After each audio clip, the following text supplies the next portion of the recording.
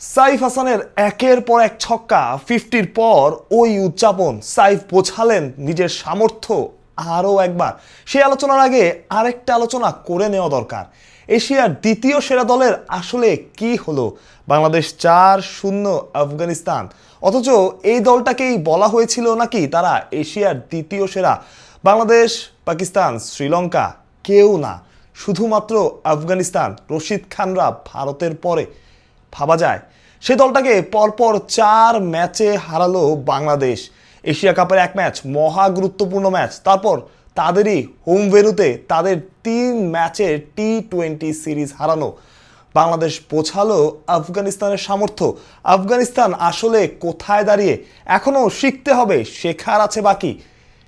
তারপর নিজেদের এশিয়ার দ্বিতীয় সেরা, তৃতীয় সেরা ভাবা। আফগানিস্তান কি 3-4-ও থাকবে? বাংলাদেশ পাকিস্তানের চাইতেও কিংবা শ্রীলঙ্কার চাইতেও আফগানিস্তান কি ভালো দল?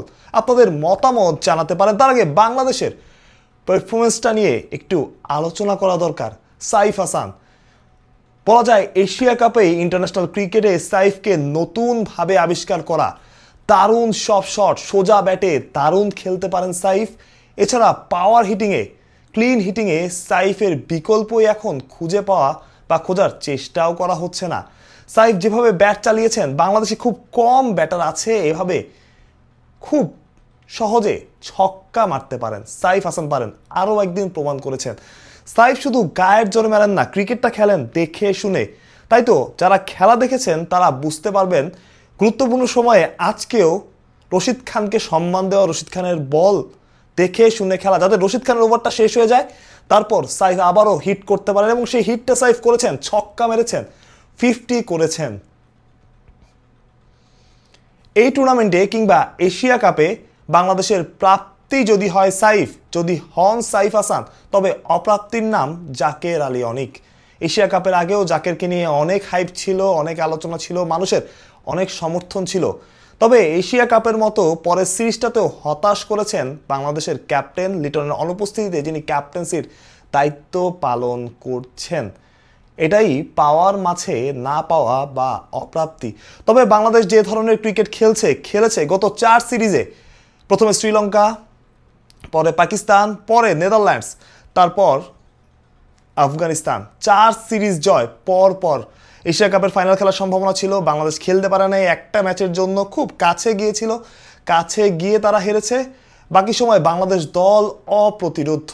এমন ফর্মে, এমন আউটস্ট্যান্ডিং ফর্মে বাংলাদেশ দল ছিল না কখনোই বাংলাদেশ দলকে তেমনটা দেখা যায় নাই। বাংলাদেশ যে ধরনের ডমিনেটিং ক্রিকেট খেলেছে, মনে করিয়ে দেওয়া বাংলাদেশের সোনালী যুগের ক্রিকেটার যাদের ধরা হয় তাদের নিয়েই কিন্তু আফগানিস্তানের বিপক্ষে বাংলাদেশ দল হোয়াইট ওয়াশ হয়েছিল। সেই সময়টা অনেক আগে, তখনও আফগানিস্তান দল এই দলটার মতো এতটা স্ট্রং ছিল না। এত ক্রিকেটার দুনিয়ার এত ফ্র্যাঞ্চাইজি লিগে খেলতো না। কদিন আগে ILT20 নিলাম হয়েছে, আমি যদি ভুল না করে থাকি 11 জন আফগান ক্রিকেটার সেখানে সুযোগ পেয়েছেন, বাংলাদেশের 2 জন।